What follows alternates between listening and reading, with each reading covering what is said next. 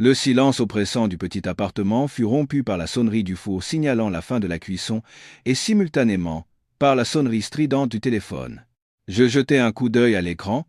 Les mots « belle-mère » firent sombrer mon cœur.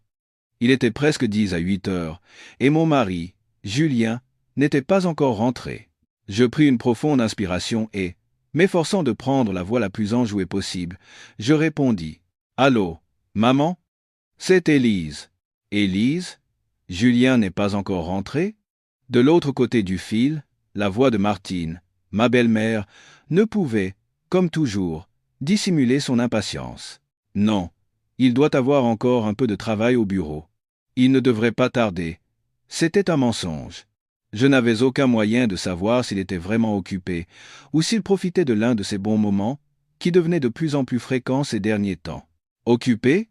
Il n'y a rien de plus important que sa famille, n'est-ce pas? Elle laissa échapper un soupir rauque à travers le combiné. C'était le signal annonçant le début de sa rengaine habituelle. Mais à quoi pensez-vous, vous deux? Quand allez-vous arrêter de faire la sourde oreille? Mon Julien est fils unique, le seul qui puisse perpétuer le nom de cette famille. Ça ne t'inquiète pas, toi. Moi, ça me ronge de l'intérieur. Ma gorge devint sèche. Je serrai le téléphone si fort que mes ongles s'enfoncèrent profondément dans ma paume. Mais si, nous essayons, maman. Nous essayons continuellement. Essayez, ça fait 5 ans que vous êtes mariés. 5 ans, me coupa-t-elle. La voisine d'à côté, la mère du petit Léo. Ils se sont mariés 1 an après vous, et leur fils m'appelle déjà mamie. Hier, elle est passée me voir avec son petit-fils, si potelé et si mignon. Tu ne peux pas savoir à quel point je les ai enviés.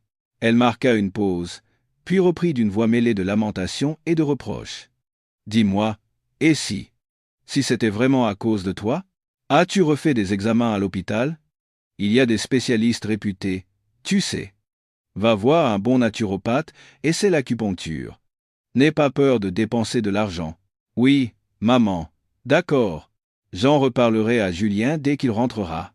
Ah, justement, le voilà. Je te rappelle plus tard, maman. Je raccrochai précipitamment avant qu'elle ne puisse ajouter un mot. Je ne voulais plus en entendre davantage. Un mot de plus, et j'aurais hurlé la vérité que je réprimais depuis si longtemps. Je m'adossai au mur et fermai les yeux. Le silence de l'appartement semblait se transformer en des milliers d'aiguilles qui me transperçaient le corps. 5 ans. Voilà 5 ans que j'entendais ces mots, de ma belle-mère, de ma belle famille, et que je les lisais dans les regards apitoyés de nos voisins. Pauvre Julien. Si jeune, si brillant, et marié à une femme stérile. Élise a l'air si normale. Pourquoi ne peut-elle pas avoir d'enfant? Quelle vie a-t-elle menée pour que le ciel lui refuse un enfant? Je regardais notre photo de mariage accrochée au mur. Julien y souriait radieusement, sa main fièrement posée sur ma taille. Comme nous avions été heureux. Il avait toujours été tendre, souriant, l'homme qui me protégeait de toutes les tempêtes. Mais la pression invisible de devoir assurer une descendance avait lentement tout rongé. Je mis le couvert pour le dîner. Un bœuf bourguignon, son plat préféré. 19 heures, 20 heures. Je l'attendis, assise à table, le regard vide, le repas refroidi. C'était devenu une habitude. Ces derniers temps, il rentrait toujours tard. La porte d'entrée s'ouvrit enfin vers 21 heures. Julien entra, l'air fatigué. Il desserra sa cravate et jeta sa mallette sur le canapé. « Tu es là. Tu as dîné ?» Il me coupa la parole. « Maman a appelé, n'est-ce pas ?» Encore, la même histoire. Sa voix était froide, dénuée de toute émotion. Mon cœur se serra. Je ravalai ma peine. Tu ne pourrais pas lui demander d'arrêter d'appeler pour ça? Je suis vraiment épuisé.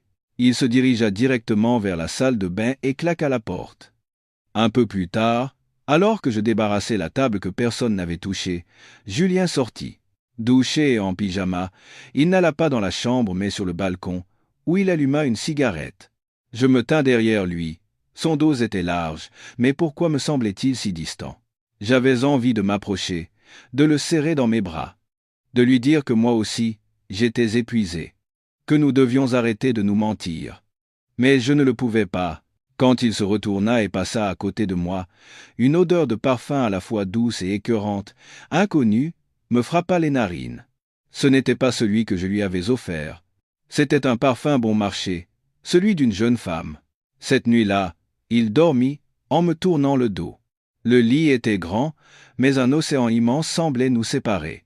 Je réalisais alors que ce n'était pas seulement les rires d'enfants qui manquaient à notre petit foyer, mais l'amour lui-même.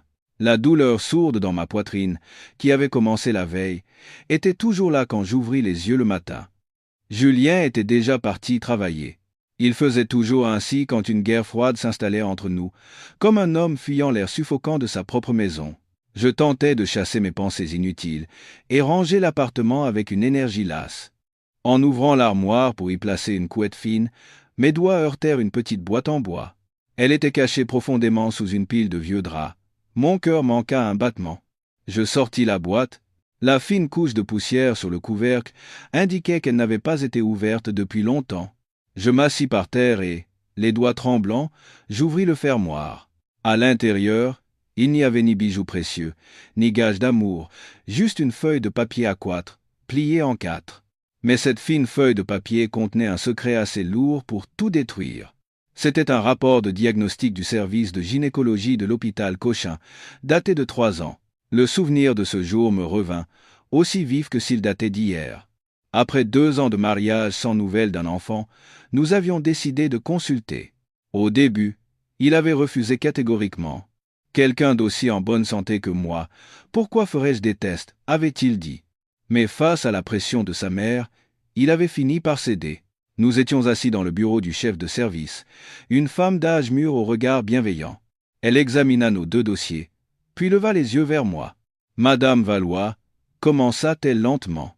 « Vos résultats sont tout à fait normaux. Utérus, ovaires, tout est en parfaite santé. Vous n'avez aucun problème pour concevoir et mener une grossesse à terme. » Je poussai un soupir de soulagement. C'était comme si une pierre qui pesait sur mon cœur depuis si longtemps venait de disparaître. Je me tournai pour sourire à Julien, mais mon sourire se figea en voyant son visage crispé et le regard hésitant du médecin posé sur lui. « Monsieur Valois, » hésita-t-elle. Pour plus de précision, nous avons effectué 3 spermogrammes. Et les résultats? Julien se pencha en avant, les mains jointes et crispées. « Quoi? Qu'est-ce qui ne va pas, docteur? Si vous regardez ce rapport. » Elle poussa le papier vers lui. Le pourcentage de spermatozoïdes vivants est proche de 0. La plupart sont anormaux. Je suis désolé, mais dans votre état, une conception naturelle est quasiment impossible. Le monde s'arrêta. Je regardai Julien. Son visage était livide, vidé de toute couleur. Il fixait le papier. Ses épaules tremblaient. « Docteur, il doit y avoir une erreur, n'est-ce pas ?» balbutia-t-il. Je n'ai aucun problème. Le médecin secoua la tête avec compassion. Ce sont les résultats définitifs, monsieur Valois. De nos jours, la médecine a fait beaucoup de progrès. Il y a des solutions comme la fécondation in vitro. Mais songe, cria Julien en se levant d'un bond. Sa chaise tomba en arrière. Vous êtes tous des menteurs. Il est impossible que je sois stérile, jamais. Il sortit du bureau en courant. Je restai un instant assise, hébétée, aux côtés du médecin, avant de la remercier précipitamment et de courir après lui. Je le trouvai dans la cage d'escalier de secours. Il était assis sur le palier, la tête entre les mains. Des sanglots rauques et désespérés, ceux d'un homme dont la fierté a été brisée en 1000 morceaux, résonnaient dans l'espace silencieux. Je ne l'avais jamais vu aussi blessé, aussi anéanti. Mon cœur se déchira. Je m'assis à côté de lui et l'enlaçai. Il posa sa tête sur mon épaule et pleura comme un enfant. « Je ne sers à rien, Élise, » sanglota-t-il. « Je suis un incapable, même pas fichu d'avoir un enfant. Qu'est-ce que je vais dire à maman? Elle va me tuer. » En voyant son désarroi, mon amour et ma compassion pour lui se firent plus forts que jamais. Je le serrai plus fort. « Ce n'est pas grave, tout va bien, » murmurai-je en lui caressant le dos. « Tu es mon mari. Ça ne change rien à la personne que tu es. Pour moi, ça n'a pas d'importance. Mais maman, la famille, tout le monde va se moquer de moi. Nous ne le dirons à personne, déclarai-je fermement. Ce sera notre secret. Personne ne le saura. Si maman demande, si les autres demandent, je dirai que le problème vient de moi. Ça m'est égal, je te protégerai. Julien leva la tête pour me regarder. Ses yeux rouges et gonflés étaient remplis de gratitude. Il me serra passionnément dans ses bras. « Élise, merci, tu es mon ange. Je ne t'oublierai jamais cette faveur. » De retour dans le présent, je caressai du doigt les plis du papier. Mon ange, une dette que je ne pourrai jamais repayer. Pourquoi ces mots si doux, ce jour-là, me semblaient-ils si amers aujourd'hui? La promesse que je lui avais faite de le protéger était devenue les chaînes qui entravaient ma propre vie. J'avais tenu ma promesse. J'avais détourné vers moi toutes les accusations, tous les regards soupçonneux, tous les mots cruels. Et lui, il s'était servi de mon sacrifice comme d'un bouclier. Pendant que je souffrais, lui, l'homme saint aux yeux du monde, vivait tranquillement et se mettait tranquillement en quête de nouveaux plaisirs. Je repliai le diagnostic, le remis dans la boîte et la cachai à sa place. En cachant son secret, je cachai aussi ma propre injustice. J'avais cru que mon amour serait assez grand pour nous protéger tous les deux. Je m'étais trompé. La fierté bafouée d'un homme ne disparaît pas. Elle se transforme simplement en lâcheté et en égoïsme. Depuis cette nuit où j'avais senti cette étrange odeur de parfum sur Julien, le mur invisible entre nous n'avait cessé de grandir et de s'épaissir. Il ne s'emportait plus contre moi comme avant. À la place, il avait choisi le silence. Un silence plus terrifiant que 1000 insultes. Il rentrait à la maison comme une ombre, et les soirs où il dînait à la maison, il avalait son repas en hâte avant de se plonger dans son téléphone ou son ordinateur. Il posait toujours son téléphone écran contre la table, et à chaque notification, il me jetait un regard méfiant avant de prendre l'appareil et de sortir sur le balcon. Des réunions tardives imprévues et des déplacements professionnels le week-end dont je n'avais jamais entendu parler commencèrent à apparaître. Je n'étais pas stupide. Je savais ce que tous ces signes signifiaient. L'homme que j'avais protégé au prix de mon propre honneur me trahissait. Le plus amer était qu'il commençait à utiliser la raison même que je lui avais fournie pour me tourmenter. Il ne le disait pas directement, mais toutes ses actions le suggéraient. « Tu devrais être allé à l'église ce week-end. Aller brûler un cierge, prier un peu, » dit-il nonchalamment pendant le dîner, sans quitter son téléphone des yeux. Je serrai ma fourchette. Je croyais qu'on avait clos ce sujet. C'est mon problème, les prières n'y changeront rien. Comment tu peux le savoir sans avoir essayé, rétorqua-t-il avec un ricanement. Tu crois qu'un bébé va tomber du ciel, si tu restes assise là à ne rien faire? Le sang me monta au visage. Julien, qu'est-ce que tu essaies de dire? Rien du tout, dit-il, en haussant les épaules. C'est juste que je suis fatigué. Je suis fils unique, tu sais. Tu dis que tu ne supportes pas la pression, mais moi, je dois la supporter. J'avais l'impression d'étouffer. Comment pouvait-il dire une chose pareille? Moi, ne pas supporter la pression? Savait-il seulement ce que j'entendais chaque jour de sa mère et de son entourage? Savait-il à quel point c'était humiliant d'être montré du doigt comme la femme qui ne peut pas avoir d'enfant? Je portais tout ce fardeau pour qu'il puisse vivre comme un homme normal, et maintenant, il osait me le reprocher. Mon amour pour lui, déjà fissuré, commençait à se glacer. Ce n'était plus de la haine, mais une profonde déception et une pitié infinie pour moi-même. J'avais protégé un lâche qui, de plus, était cruel. Tout culmina un samedi soir. Il avait un dîner important avec un partenaire qu'il ne pouvait pas refuser. Il s'était mis sur son 31 et avait vaporisé le parfum coûteux que je lui avais offert pour son anniversaire l'année dernière. Une odeur que je n'avais pas sentie depuis très longtemps. Je restais à la maison, essayant de regarder un film, mais impossible de me concentrer. Minuit. Il n'était pas rentré. 1h du matin. J'appelais, pas de réponse. Je rappelais. Cette fois, un message vocal. Le téléphone de votre correspondant est éteint. Un frisson me parcourut l'échine. J'eus l'intuition que quelque chose n'allait pas. J'attendis dans le noir, assis sur le canapé, les genoux repliés. Il était presque 3h du matin, quand j'entendis un bruit dans la serrure. Julien entra en titubant. Une odeur d'alcool pestilentiel envahit la pièce.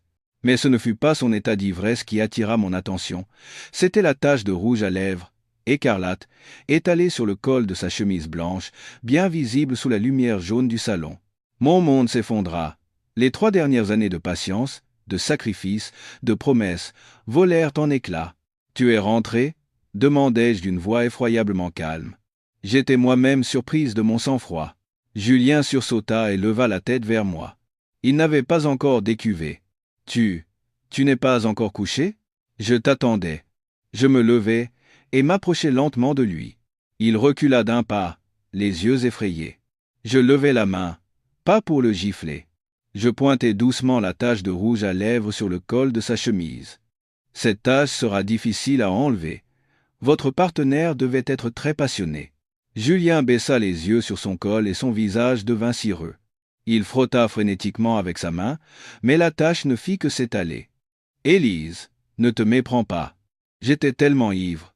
Qui sont-ils » demandai-je, toujours d'une voix égale. « L'héroïne de ce parfum bon marché que je sens sur toi depuis des mois ?» Julien se figea. Il n'avait manifestement pas imaginé que je savais. « Tu m'as espionné ?» Je ris amèrement. Pas besoin d'espionner. Une femme, même si son mari la traite comme la dernière des dernières, sait instinctivement quand son cœur a changé. Et toi, Julien, tu as été si peu discret dans ta tromperie. La confusion sur son visage laissa place à l'effronterie.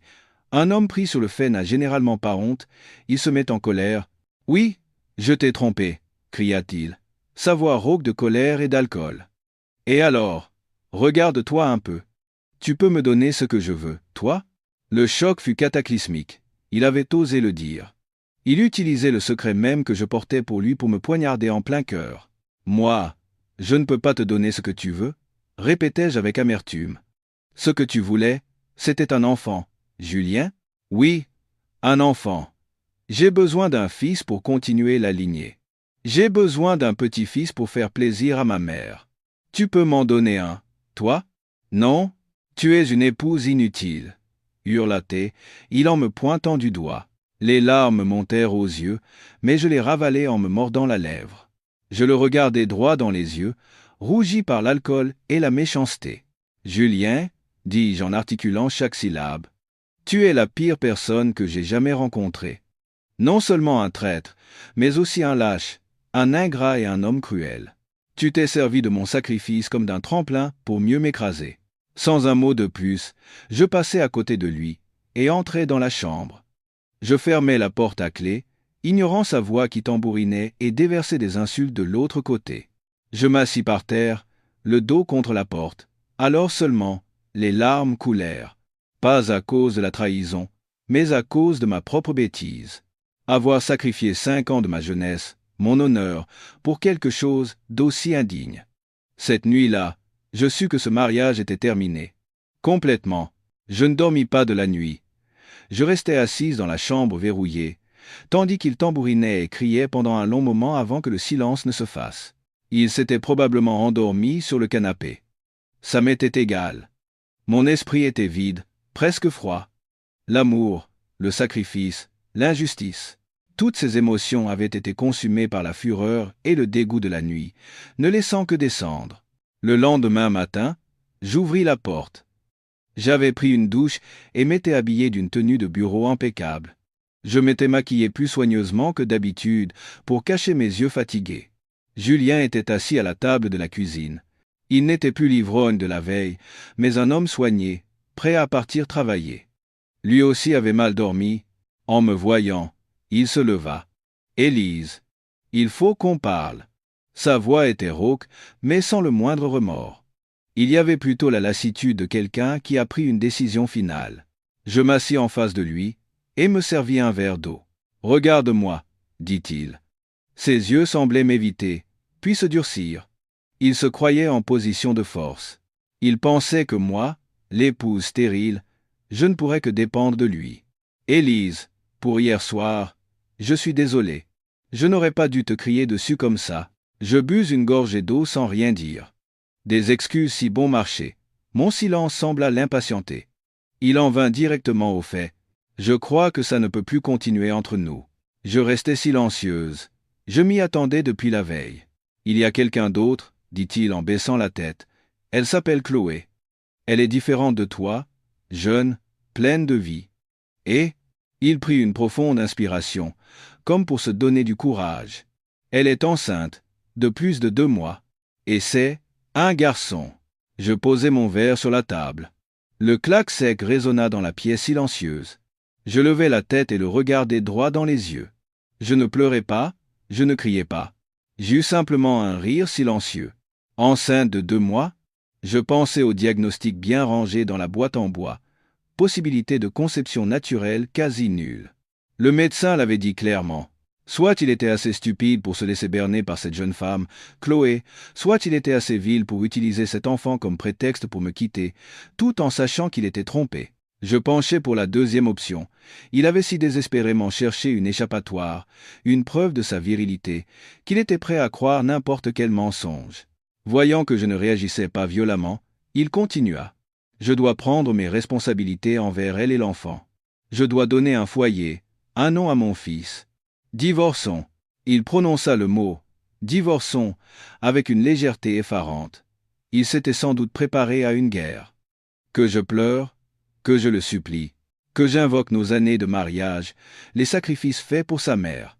Il avait tort. Je regardais Julien, l'homme qui avait été tout mon monde, pour qui j'avais porté le stigmate de la femme stérile pendant 5 ans afin de protéger sa fragile fierté. Et maintenant, il demandait le divorce sous le prétexte d'un enfant dont la paternité était plus que douteuse, pour prendre ses responsabilités, disait-il. Son impudence coupa le dernier fil d'affection qui me restait. « D'accord, je te donne le divorce », dis-je d'une voix claire et calme. Ma tranquillité sembla le surprendre plus qu'une gifle ou une crise de nerfs. « Quoi? Qu'est-ce que tu as dit ?» Julien me dévisagea, figé. « J'ai dit que je suis d'accord pour divorcer », répétai-je en détachant chaque mot. « Puisque tu veux prendre tes responsabilités envers cette femme et cet enfant, je te le permets. Prépare les papiers. Ou je le ferai, ce sera plus rapide. Je signerai. » La surprise sur le visage de Julien se mua en une sorte d'humiliation. Il ne s'attendait pas à ce que je cède si facilement. Voulait-il peu être confirmé sa propre valeur en me voyant souffrir? « Élise, n'agis pas sur un coup de tête. Je sais que tu es sous le choc, mais c'est une décision mûrement réfléchie de ma part. » « Je ne suis pas sous le choc, Julien, dis-je avec un sourire glacial. C'est toi qui devrais réfléchir. Mais bon, c'est ton problème. Moi, je suis fatigué. Pendant 5 ans, j'ai vécu pour toi, pour cette famille, pour ton image. J'en ai vraiment assez. En fait, tu me donnes une porte de sortie aujourd'hui, je devrais presque te remercier. Je me levai. Pour les questions financières, cet appartement est à nos 2 noms. On le vend, on partage en 2. Pour les voitures, chacun garde la sienne. Je n'ai pas besoin de pension alimentaire. Je fais mes valises, et je pars aujourd'hui même. Toi, Julien se leva d'un bond. On dirait que tu attendais ce moment. Tu iras où? Ça ne te regarde pas. Je le fixai droit dans les yeux. La seule chose qui m'intéresse, c'est de savoir quand nous irons au tribunal. Mon calme et ma fermeté firent voler en éclats le scénario qu'il s'était imaginé. Il voulait être celui qui accorde la liberté, celui en position de supériorité, mais mon consentement le reléguait au rang d'homme abandonné. « Très bien, fais ta maligne », gronda-t-il, sa lâcheté acculée se transformant en colère. « On verra bien comment tu t'en sortiras sans moi. Pour qui tu te prends ?» Je ne voulais plus l'entendre. Je passai devant lui et entrai dans la chambre. Je sortis la plus grande valise de sous le lit et commençai à y jeter mes vêtements et mes effets personnels. Les objets qui contenaient nos souvenirs, la photo de mariage, je laissais tout. Je ne voulais rien emporter qui puisse me rappeler ces 5 années d'enfer. Quand je sortis dans le salon avec ma valise, Julien était toujours là, comme pétrifié. Il me regardait avec un mélange de colère, de confusion et peut-être même d'une légère peur. « Appelle-moi quand les papiers seront prêts », dis-je en guise d'adieu. Sans me retourner une seule fois, j'ouvris la porte, tirai ma valise et la claquai derrière moi. Ce beigne n'était pas seulement la fin de mon mariage, c'était la fin de ma bêtise. En quittant cet appartement, je ne versai pas une seule larme. Je hélai un taxi, y chargeai mon unique bagage et demandai au chauffeur de me conduire à l'hôtel le plus proche. J'y restai 2 jours, le temps de trouver un logement. Avec les économies que j'avais mises de côté et la perspective de recevoir la moitié de la vente de l'appartement, je n'avais aucun souci financier. Je signai rapidement pour un petit studio dans un autre arrondissement, loin de mon ancienne vie. Un joli studio avec un balcon ensoleillé. Le jour de mon déménagement, mes seules possessions étaient ma valise et un nouveau matelas. Mais debout au milieu de la pièce vide, respirant l'odeur de peinture fraîche, je me sentis étrangement en paix. C'était comme si, pour la première fois en 5 ans, je respirais vraiment. Je ne prévins personne, pas même mes parents. Je leur dis simplement que j'avais quelques problèmes avec Julien et que j'avais besoin de temps pour moi. Je ne voulais pas les inquiéter. La procédure de divorce fut étonnamment rapide. Julien devait être pressé d'installer sa nouvelle femme. Nous nous retrouvâmes au tribunal pour signer les documents. Pas un mot, pas un regard ne furent échangés. Le juge nous regarda en secouant la tête avec pitié. Il devait penser que j'étais la pauvre épouse abandonnée par son mari, parce qu'elle ne pouvait pas avoir d'enfant. Ça m'était égal.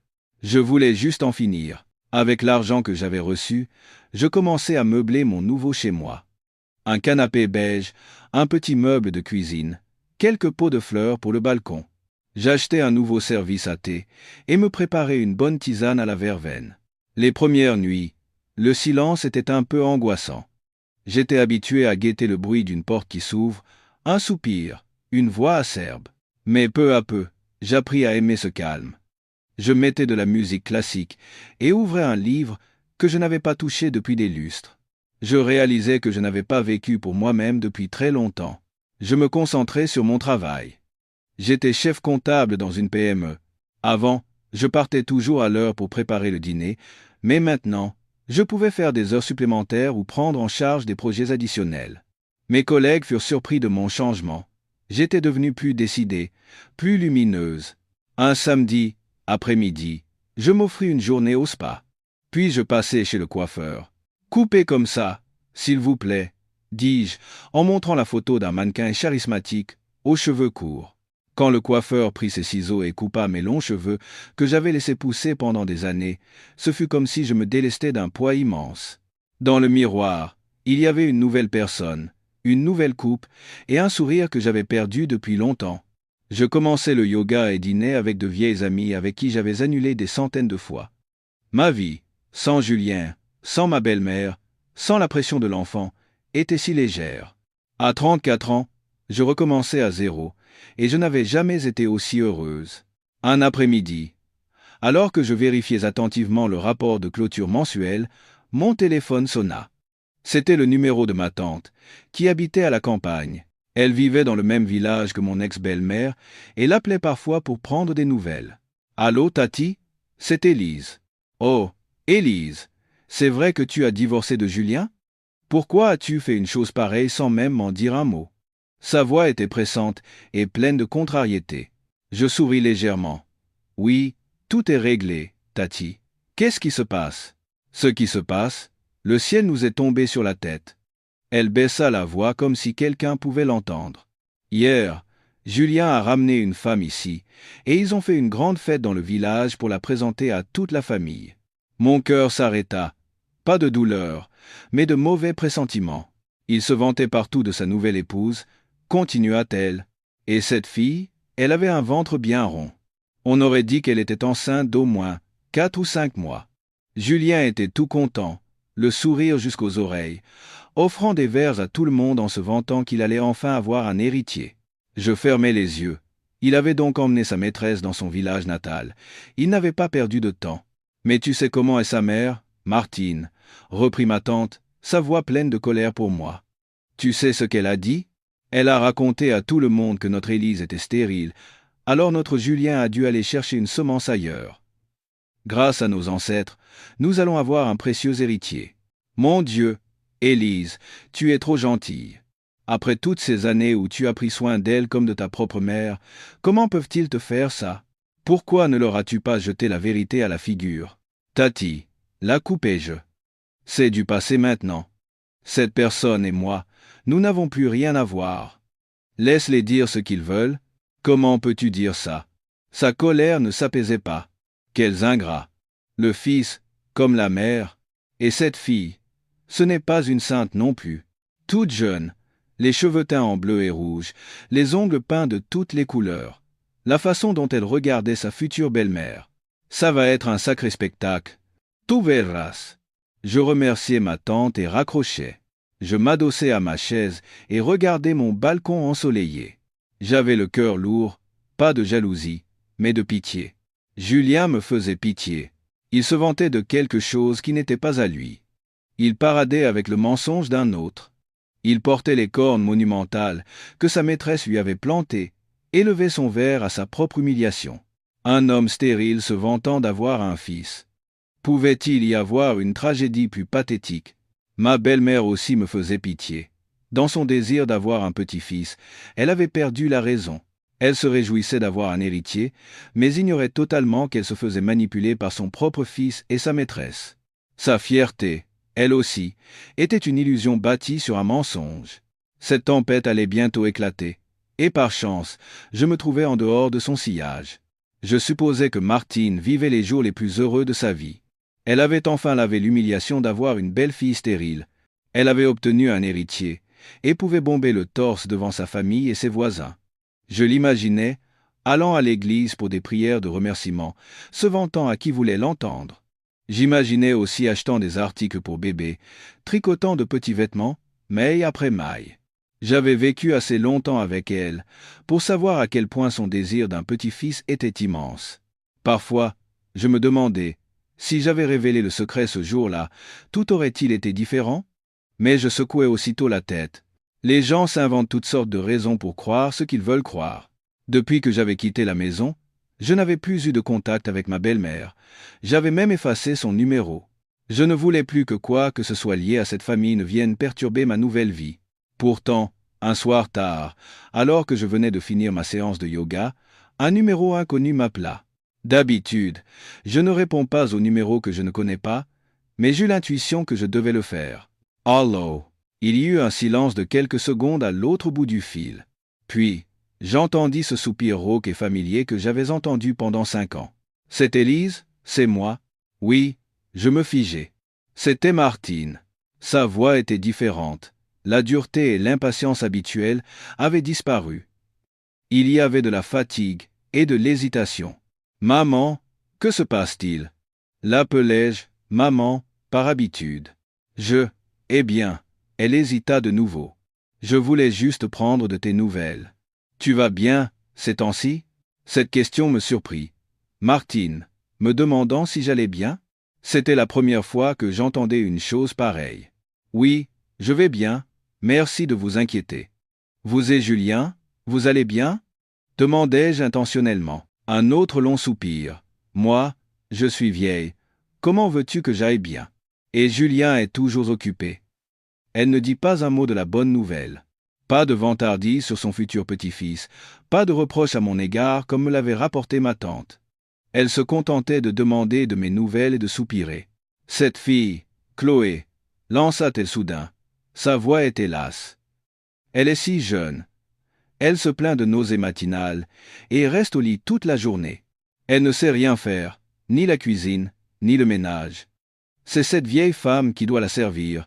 Et en plus, elle n'arrête pas de demander à Julien de lui acheter ci, de lui acheter ça, que des choses chères de Paris. Et si je dis un mot, elle me répond du tac au tac. Alors, c'était ça. La joie d'avoir un petit-fils estompait, laissant place à la réalité d'une cohabitation difficile. Martine était habituée à une belle fille comme moi, soumise, travailleuse, qui servait à table et se montrait respectueuse.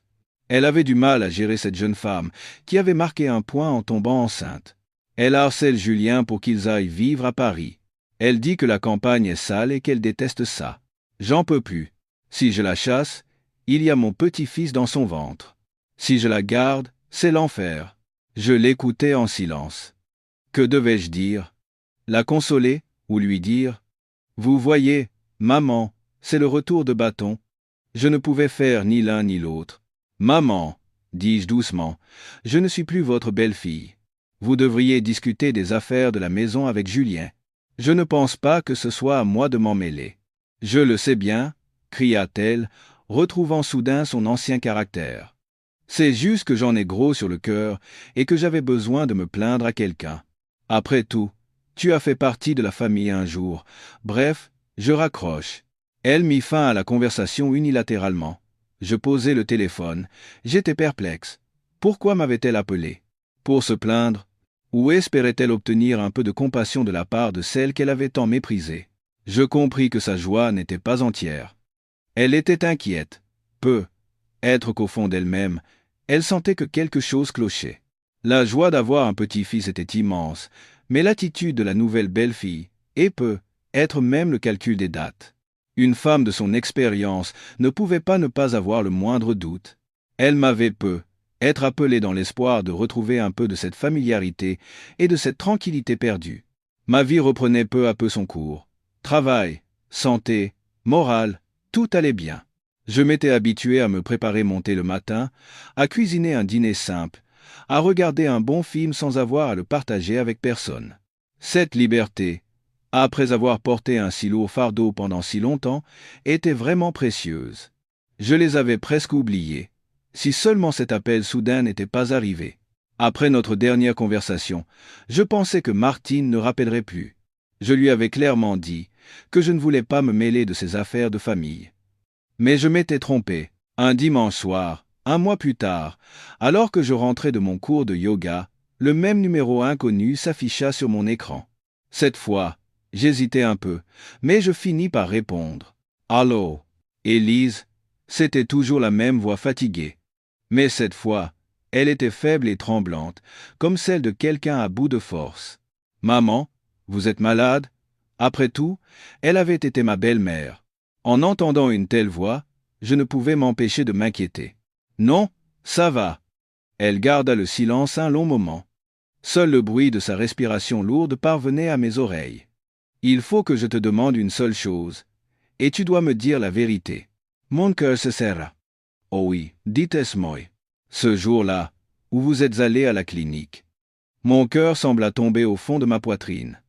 Qu'est-ce que le médecin a dit? Est-ce que c'était vraiment à cause de toi? J'étais abasourdi. Pourquoi cette question, maintenant? N'avait-elle pas conclu que c'était de ma faute et répandu la rumeur dans tout le village que j'étais stérile? Maman, c'est une vieille histoire. Tentai-je de changer de sujet? Je ne voulais pas déterrer un passé si douloureusement enfoui. Je n'avais aucun désir de vengeance. Je voulais juste vivre en paix. Dis-le-moi. Sa voix devint soudainement aiguë, mais mêlée de désespoir. Dis-moi la vérité, Élise. Le médecin a-t-il dit que tu ne pouvais pas avoir d'enfant? Où? Elle ne put finir sa phrase. J'entendis des sanglots à l'autre bout du fil. Elle pleurait. Martine, qui m'avait si fièrement acculé, m'appelait en pleurant. Que s'est-il passé? Maman, pourquoi tout à coup? Chloé, cette fille, sanglota-t-elle. Elle a eu une échographie hier, et le médecin a dit qu'elle était enceinte de presque 6 mois. Je fis le calcul mentalement. Le jour où Julien avait demandé le divorce, il avait dit qu'elle était enceinte de plus de 2 mois. C'était il y a près de 3 mois. Je ne suis pas sénile, Élise, pleura-t-elle. Cette fille est arrivée dans cette maison il y a à peine 3 mois. Quand Julien l'a ramenée, il a dit qu'elle était enceinte de 4 mois.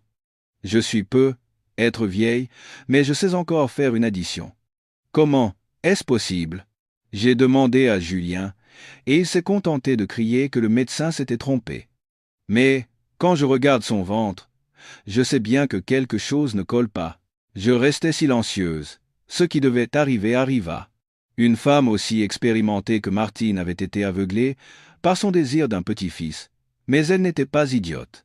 Elle commençait à réaliser l'absurdité de la situation. « Dis-moi la vérité, Élise, » supplia-t-elle. Est-ce que Julien avait un problème, ce jour-là? Je poussai un profond soupir. Devais-je le lui dire? Est-ce que ça me soulagerait? Mais si je le faisais, je serais de nouveau entraîné dans cette boue. « Maman !» dis-je d'une voix ferme et respectueuse. « Je suis désolé, mais je ne peux rien vous dire. C'était une affaire entre Julien et moi. Maintenant, nous sommes divorcés, et je n'ai pas le droit de parler de lui. Élise, toi. » Elle sembla se mettre en colère face à mon refus, mais sa voix se brisa. « Tu es toujours aussi gentille. Après tout le mal que je t'ai fait. Ce n'est pas de la gentillesse, maman. C'est juste que je veux vivre en paix, la coupai-je. Maman, cette question, posez-la à votre fils, Julien, ou à votre nouvelle belle-fille, Chloé. Moi, je ne suis qu'une personne du passé. Prenez bien soin de vous. » Je raccroche. Je mis fin à l'appel sans attendre sa réponse. Je m'adossai au mur, le cœur battant à tout rompre. La roue du destin avait commencé à tourner. La tempête que j'avais pressentie se rapprochait. Ce qui s'est passé ensuite, je ne l'ai appris que bien plus tard. Un après-midi, longtemps après que tout fut terminé, quand une Martine rongée par le remords me prit la main et me raconta ce jour fatidique. Après notre conversation téléphonique, m'a-t-elle dit, elle n'était plus que l'ombre d'elle-même. Le doute dans son esprit avait grandi de façon incontrôlable. Elle ne pouvait pas croire que son fils, dont elle avait toujours été si fière, l'avait trompée. Mais les dates étaient si claires. Julien et Chloé vivaient à Paris, comme elle l'avait exigé. Ils avaient loué un studio coûteux, et Julien payait toutes les factures. Martine, seule dans sa maison de campagne vide, était rongée par la colère, l'inquiétude et le chagrin. Puis, un jour, elle décida de ranger la vieille chambre que nous occupions. Depuis mon départ, elle était restée fermée à clé. Julien n'y laissait entrer personne, et elle-même n'avait aucune envie d'y aller. Cette pièce ne lui rappelait que le souvenir désagréable d'une belle fille imparfaite. Mais ce jour-là, le doute la poussa à y entrer. Elle ouvrit la porte avec une clé de rechange. Tout était comme le jour de mon départ, une fine couche de poussière recouvrait les meubles. Une légère odeur de mon parfum semblait encore flotter dans l'air. Elle regarda la pièce, ma coiffeuse, le lit qu'elle avait elle-même choisi pour notre mariage. Étrangement, elle sentit un pincement au cœur. Elle commença à nettoyer. En triant les vieux vêtements de Julien, elle ouvrit le tiroir du haut où je gardais mes affaires importantes. Il y avait quelques vêtements que je n'avais pas emportés. Elle soupira et, en voulant les plier, sentit quelque chose de dur sous ses doigts. C'était ma petite boîte en bois. À cet instant, m'a-t-elle dit, son cœur se mit à battre la chamade. Poussée par une étrange intuition, elle ouvrit la boîte. À l'intérieur, pas d'objet de valeur, mais quelques photos de ma jeunesse, de petits souvenirs, et une feuille de papier jauni. Elle prit le papier. Les mots « Hôpital Cochin, service de gynécologie » attirèrent son attention. Elle sortit ses lunettes et, les mains tremblantes, déplia la feuille. Un rapport de diagnostic. Elle lut, mot à mot, en hésitant. Mon résultat, Élise Valois, 34 ans. Examen de l'utérus et des ovaires, très normal. Capacité de procréation, bonne. Sa main se mit à trembler. Elle lut ensuite le résultat de son fils, plus bas. Julien Valois, 35 ans. Résultat du spermogramme. Martine a dit qu'elle avait lu et relu la dernière ligne 3 fois. Elle se frotta les yeux et regarda à nouveau. Survie des spermatozoïdes, proche de 0%. Conclusion, stérilité. Conception naturelle impossible. Au moment où elle lut le dernier mot, le papier lui tomba des mains. Ses oreilles se mirent à siffler et le monde se mit à tourner. Elle chancela et s'agrippa au bord du lit. « Non, murmura-t-elle. Ce n'est pas possible, il y a une erreur. » Elle se pencha pour ramasser le papier. Cette fois, chaque lettre était comme un poignard qui lui transperçait le cœur. Le nom de son fils, la signature du médecin, le tampon rouge de l'hôpital. La vérité lui tomba dessus comme de l'eau glacée. Son fils, dont elle avait toujours été si fière, Julien, son fils, qu'elle avait tant protégé, c'était lui qui ne pouvait pas avoir d'enfant. Et pendant ces 5 dernières années, qu'avait-elle fait? Elle m'avait harcelé, montré du doigt, traité de stérile, et raconté à tout le village que j'étais la femme qui ne pouvait pas avoir d'enfant. Elle avait poussé son fils à me quitter et à trouver une semence ailleurs. Et moi, la belle fille qu'elle avait tant méprisée, je savais tout. Je connaissais la vérité depuis 3 ans, mais je n'avais jamais dit un mot. Je m'étais tu. J'avais enduré toute l'humiliation, toutes les paroles cruelles. Pour mon mari, pour son lâche de fils. Martine s'effondra sur le sol. Elle se serra la poitrine. Elle ne pouvait plus respirer. Elle pleura. Pour la première fois depuis des décennies, elle pleura comme une enfant, m'a-t-elle dit. Pas parce que son fils était stérile. Elle pleurait de pitié pour moi, son ancienne belle-fille, qui avait dû endurer une injustice si immense. Ma souffrance et mon sacrifice dépassaient tout ce qu'elle aurait pu imaginer. Et elle pleura de honte, honte de sa propre bêtise, de son arrogance, et honte du fils qu'elle avait élevé ainsi. Il n'était pas seulement un homme stérile, c'était un homme ignoble. Sachant la vérité, sachant que sa femme se sacrifiait pour lui, il l'avait laissé souffrir et avait utilisé ce sacrifice comme prétexte pour la tromper. Ciel, quel péché ai-je commis? cria-t-elle dans la pièce vide. La vérité était révélée, mais au lieu du soulagement, elle apportait une douleur bien plus grande. Puis une autre pensée lui traversa l'esprit. Si Julien était stérile, l'enfant dans le ventre de Chloé. Cet héritier qu'elle attendait avec tant d'impatience. De qui était-il, cet enfant? Martine se releva en chancelant, le rapport serré dans sa main. Le sang lui monta à la tête. Elle avait été trompée. Toute la famille avait été trompée. Son fils stupide ne s'était pas seulement fait tromper, il avait fait entrer une escroc dans la maison et avait même obligé sa vieille mère à la servir. Elle devait tout réparer. Elle devait tout révéler. Elle regarda le calendrier. Ce week-end, c'était l'anniversaire de la mort du grand-père de Julien. Toute la famille serait réunie. Julien et cette femme viendraient certainement. Parfait. Elle décida de leur offrir un cadeau très spécial. J'ignorais tout de la tempête qui se préparait en silence dans la maison de campagne. Ma vie suivait son cours paisible. Le travail allait bien. Mon patron avait laissé entendre que je pourrais être promue directrice financière adjointe. Je m'étais même inscrite à un cours d'art floral. Je me sentais revivre. Ce dimanche fatidique, je travaillais sur ma première composition de chrysanthème quand mon téléphone sonna bruyamment. C'était ma tante. Elle n'appelait à cette heure-ci que lorsqu'il y avait quelque chose de vraiment grave. Tati, c'est moi. Élise, le feu a pris, le feu a pris. Un immense incendie. Sa voix, d'habitude si forte, était pleine d'une excitation et d'une stupeur extrême. Tati, calmez-vous. Quel incendie? Quelqu'un est blessé? Je me levai d'un bond, alarmé. Pas un vrai feu. La famille de Julien a explosé. Tu aurais dû être là, Élise. De toute ma vie, je n'ai jamais vu un tel spectacle. Mais que s'est-il passé, Tati? Racontez-moi en détail.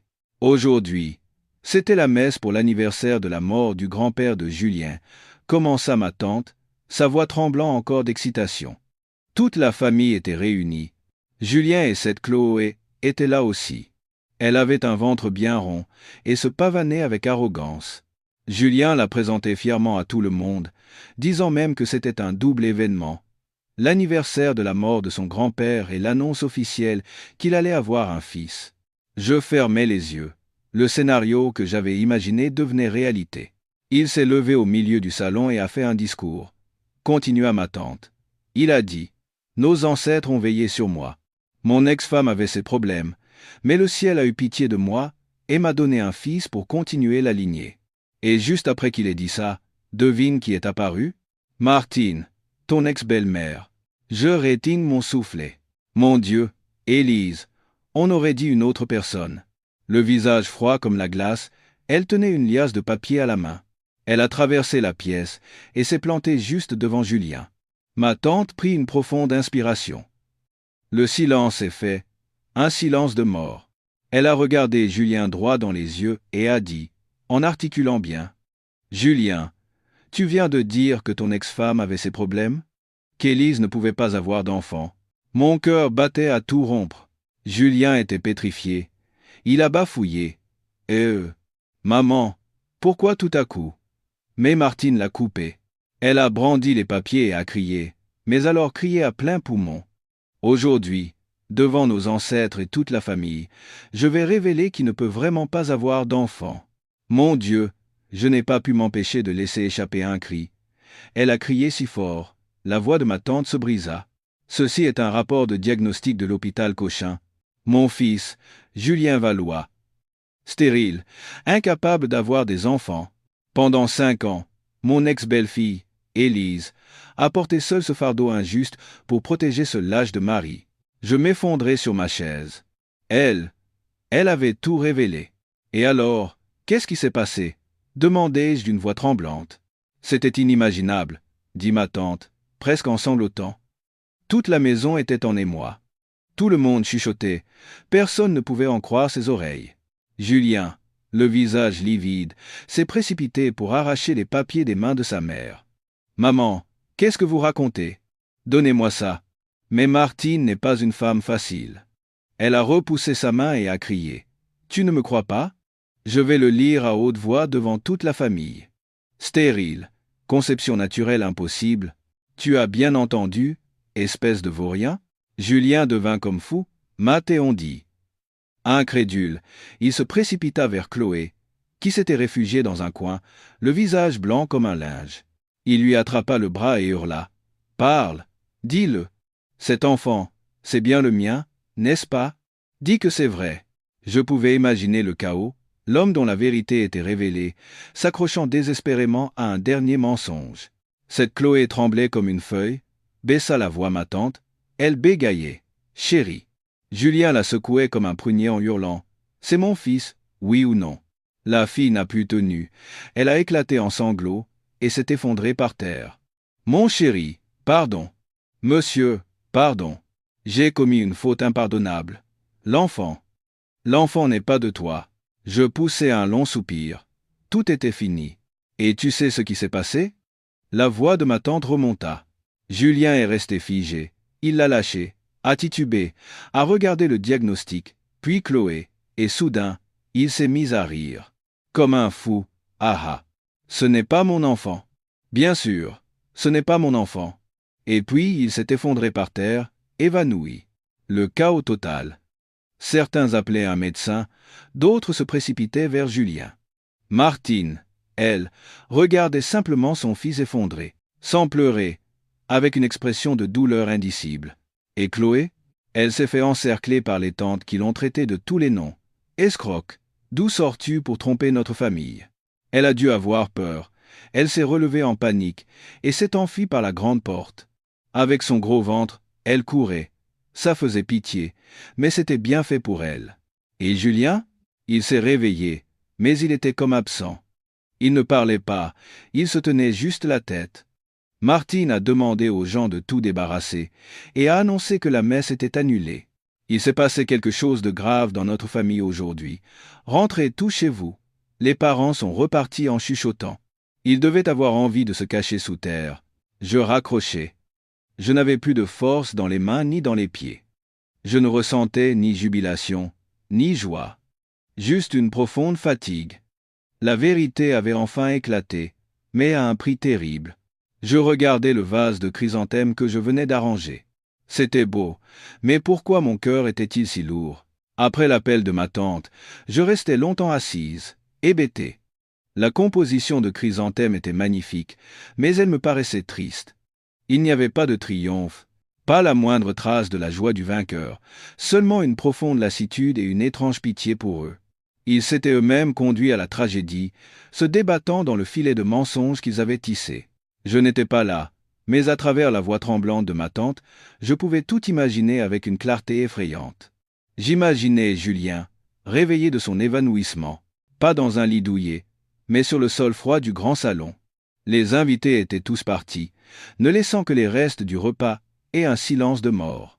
Un silence plus terrifiant que 1000 insultes. Sa mère, Martine, était assise droite sur une chaise, le regard fixé dans le vide. Elle ne pleurait plus. La douleur s'était transformée en une profonde déception et un silence effrayant. « Maman » aurait-il appelé d'une voix rauque. Martine ne se serait pas retournée.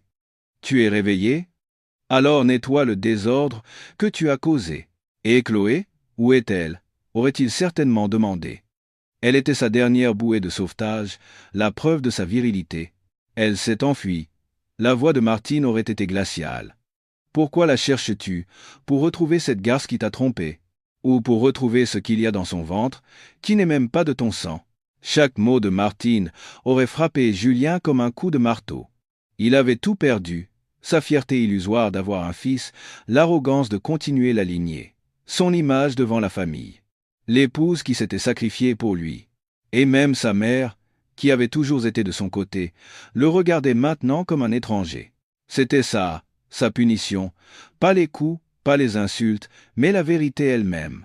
La vérité l'avait mise à nu, le laissant lâche, stupide et seul. Son désir d'avoir un enfant, de prouver sa valeur, d'écraser les autres, avait fini par le consumer lui-même. Et cette Chloé, où était-elle allée? Probablement à la recherche d'un autre homme naïf. Mais sa vie, avec ce gros ventre, fuyant comme une proie, ne serait pas facile non plus. Le désir les avait guidés, et maintenant, ils devaient payer le prix de ce désir. Je soupirais et me levais pour arranger les derniers chrysanthèmes dans le vase. Ma vie aussi, je devais la réorganiser, comme ce vase. Laisser le passé au passé. Ma tranquillité ne dura pas longtemps. 2 jours après ce terrible anniversaire, mon téléphone commença à sonner. Un numéro inconnu. J'étais au travail. Je ne répondis pas. Le numéro insista. 2 fois, 3 fois. Je mis mon téléphone en silencieux. Après le travail, je vérifiai mon portable. 17 appels en absence. Tous du même numéro. Un mauvais pressentiment me parcourut l'échine. À peine rentré chez moi, le même numéro rappela. Je pris une profonde inspiration, sentant que je ne pouvais plus fuir. Il fallait en finir. Allô? Élise. Élise, c'est moi. Julien. La voix à l'autre bout du fil était brisée par le désespoir et la supplication, une voix que je n'avais jamais entendue. Dépouillé de son arrogance, de son irritation, il ne restait qu'une voix de panique. Je serrai le téléphone. Que veux-tu? Élise, s'il te plaît, pardonne-moi. C'est de ma faute, j'ai été un salaud, je suis un monstre. S'il te plaît, pardonne-moi, Élise. Il pleurait. J'entendais ses sanglots à travers le combiné. L'homme qui m'avait crié au visage que j'étais une épouse inutile pleurait maintenant en me suppliant de le pardonner. Je restais silencieuse. Que dire? De la colère? Non. De la jubilation? Non plus. J'étais juste fatigué. Élise, s'il te plaît, dis quelque chose, hurla-t-il, voyant mon silence. Insulte-moi, frappe-moi, mais s'il te plaît, ne reste pas silencieuse. Je sais que tu es en colère contre moi, je le sais. Je ne suis pas en colère, le coupai-je. Ma voix était calme. Entre toi et moi, il n'y a même plus assez de sentiments pour de la colère. Nous sommes divorcés? Non, je ne l'accepte pas, j'ai été un idiot. Je me suis fait avoir par cette folle. Élise, j'ai vraiment tout gâché. S'il te plaît, est-ce que tu pourrais revenir? Recommençons. On adoptera un enfant. Je n'ai plus besoin d'enfant. J'ai juste besoin de toi, Élise. Il disait qu'il n'avait besoin que de moi. 3 ans plus tôt, j'aurais été folle de joie.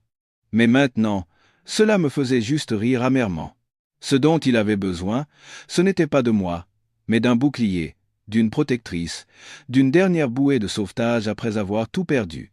Il ne me cherchait pas parce qu'il avait compris ce qu'était l'amour, mais parce qu'il n'avait plus personne sur qui s'appuyer. Julien, dis-je froidement et fermement. C'est trop tard. Quand tu as tourné le dos, j'étais déjà trop loin. J'ai commencé une nouvelle vie, et j'en suis très heureuse.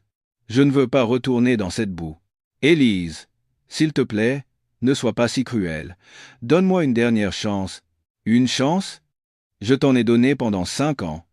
5 ans à porter un fardeau injuste, à tout endurer à ta place. Et toi?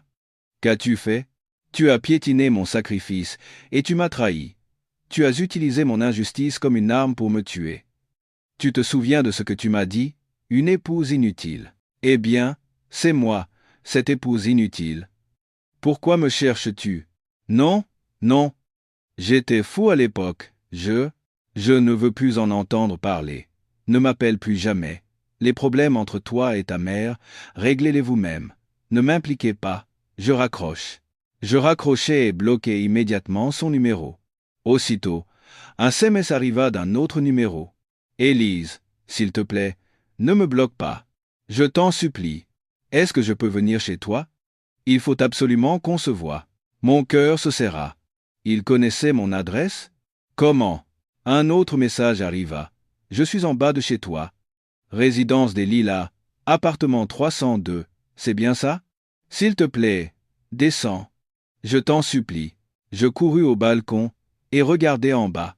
Une silhouette familière, amaigrie, faisait les 100 pas devant le hall de l'immeuble. C'était Julien. Il leva la tête, comme s'il savait que je le regardais. Je reculai. Mes mains et mes pieds tremblaient.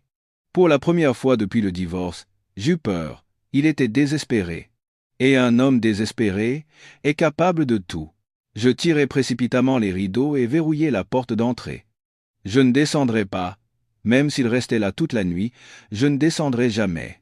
Julien resta en bas de chez moi toute la nuit. Je ne dormis pas. Assise dans le noir, j'entendis la sonnette, les coups à la porte, sa voix suppliante. Il dérangea même les voisins. Le lendemain matin, Alors que je me préparais pour aller travailler, il était toujours là, affalé par terre. C'est le gardien, qui dut intervenir pour calmer la situation. Je finis par prendre un jour de congé. Je ne pouvais pas sortir. Mais la personne que je n'attendais pas était Martine. Ce midi-là, un numéro inconnu m'appela. Cette fois, je ne pus répondre, mais le numéro insista. Puis un SMS. « Élise, c'est moi, ta belle-mère. S'il te plaît, réponds-moi, je t'en supplie. » J'étais déconcerté. Toujours ce ton suppliant.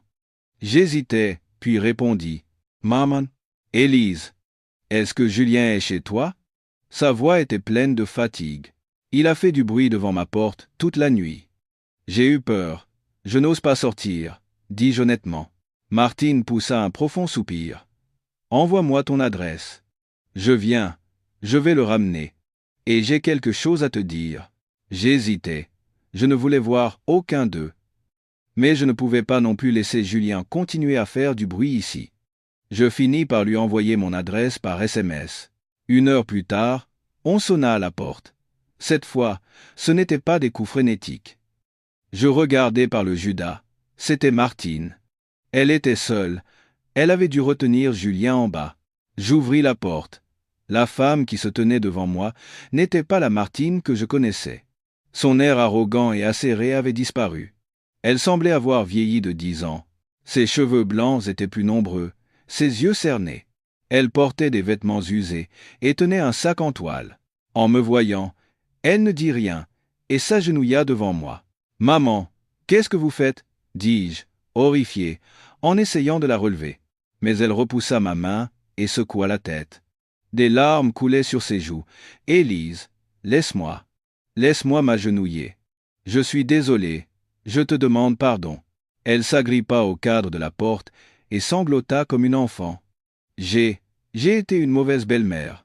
J'étais stupide, je ne savais rien, et je t'ai tourmenté pendant 5 ans. J'ai dit des choses horribles.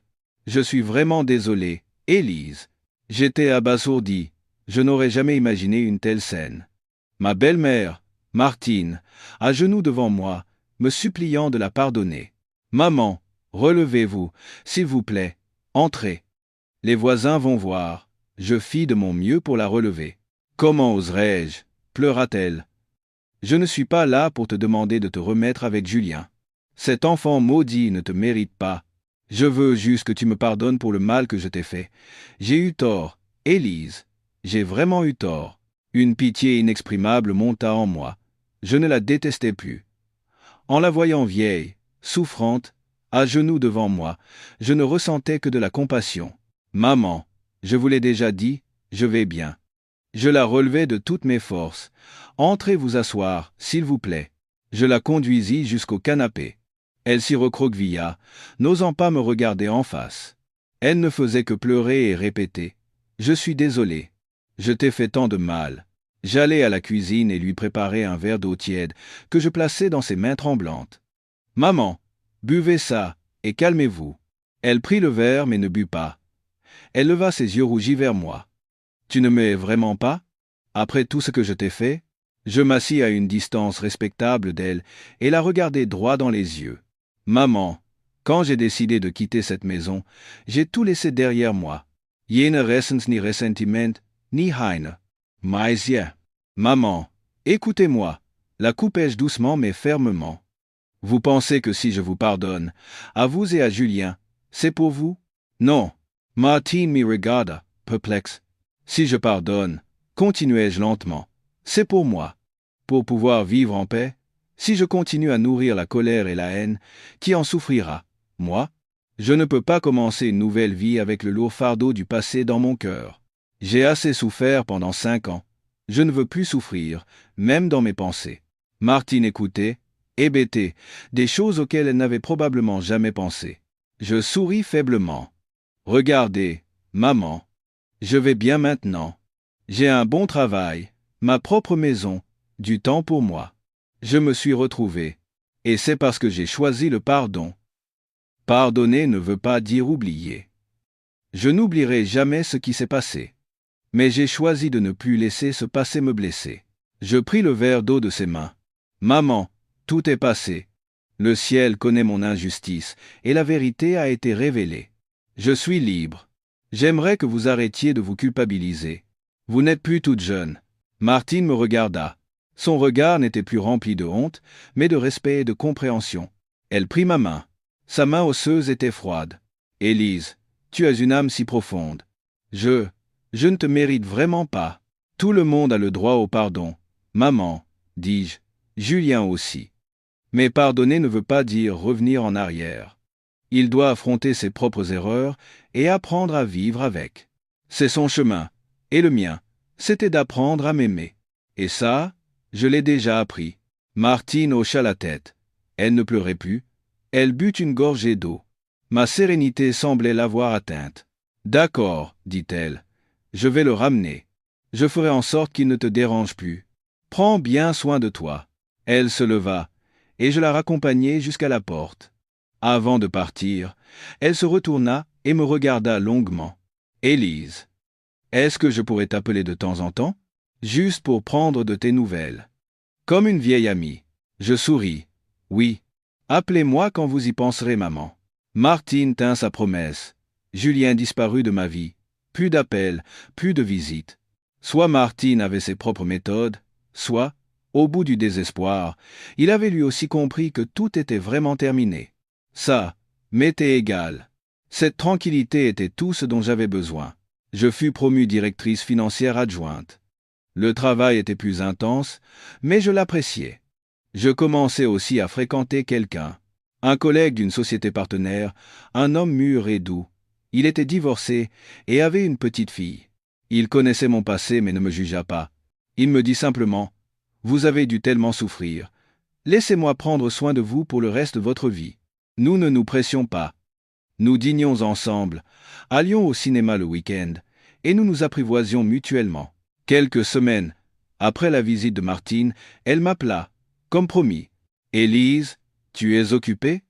Sa voix était un peu gênée. « Non, maman. »« Quoi se passe-t-il ?»« Rien, juste pour prendre de tes nouvelles. Il commence à faire froid, couvre-toi bien. »« Oui, je le ferai. Vous aussi, à la campagne, prenez soin de vous. » « Vous avez mangé ? » ?»« Oui, je reviens de l'église. Manger végétarien me fait du bien à l'esprit. »« Oui, et c'est bon pour la santé, maman. » La conversation était anodine. Pas de mention de Julien, pas de mention du passé. Juste deux femmes prenant des nouvelles l'une de l'autre. Un mois plus tard, j'eus un déplacement professionnel près de son village. Après une courte hésitation, je l'appelai. « Maman, je serai près de chez vous ce week-end. Est-ce que je peux passer vous voir ?» Il y eut un silence à l'autre bout du fil, puis une voix tremblante répondit. « bien sûr, que tu dois venir. Viens vite, je t'attendrai. » Quand j'arrivai, la maison était la même, mais elle semblait moins triste. Martine m'attendait sur le pas de la porte. Elle avait maigri, mais semblait plus énergique. Elle m'offrit un sourire sincère et chaleureux. « Te voilà enfin, je t'ai préparé une tisane. Entre donc boire une tasse. » Elle ne me posa pas de questions sur ma vie amoureuse, et je ne lui en posai pas sur Julien. J'appris simplement qu'elle faisait du bénévolat à l'église. Elle essayait de faire le bien pour trouver la paix intérieure. « Julien, » commença-t-elle soudain. Il a trouvé un travail à l'usine en bas du village et il vit au dortoir là-bas. Il ne rentre qu'une fois le week-end. Il parle peu, mais il travaille dur et me donne son salaire sans faute. J'ai l'impression qu'il essaie de changer à sa manière. Je hochai la tête. Oui, tout le monde a besoin de temps, maman. Je passai l'après-midi là-bas. Nous dînâmes ensemble à un repas végétarien. Elle me servait, je la servais. Nous n'étions plus belle-mère et belle-fille, mais comme elle l'avait dit, une vieille amie et une jeune amie. Nous avions traversé la tempête ensemble, et maintenant, une affection nouvelle, calme mais solide, nous unissait dans la paix. Notre relation devint spéciale. Ni belle-mère et belle-fille, ni amie, mais une sorte de lien tissé de compréhension et de pardon après la tempête. Parfois, elle appelait, pas pour se plaindre, mais vraiment pour prendre de mes nouvelles. « Manges-tu bien ? Ne te surmène pas au travail. » Environ 6 mois après tous ces événements, je retournai la voir lors d'un autre déplacement. Cette fois, je la trouvai assise sur la terrasse, tricotant une écharpe et non plus des layettes pour un héritier. La maison était la même, mais l'atmosphère lourde avait disparu. Maman. Oh, Élise, te voilà. Un sourire doux éclaira son visage. Je lui avais apporté son thé préféré et des biscuits. Nous nous assîmes sur la terrasse pour boire le thé. Je lui parlais de mon travail, des rosiers que j'avais commencé à cultiver, et elle m'écoutait en hochant la tête. Comme si elle lisait la question dans mes yeux, elle aborda le sujet de Julien avant même que je ne le fasse. « Julien » soupira-t-elle, mais c'était un soupir de résignation. « Ça fait quelques mois qu'il travaille à l'usine. Il travaille en silence, sans se plaindre. Il a beaucoup changé, tu sais. » J'attendis la suite en silence. Le mois dernier, pour l'anniversaire de la mort de son père, il est rentré.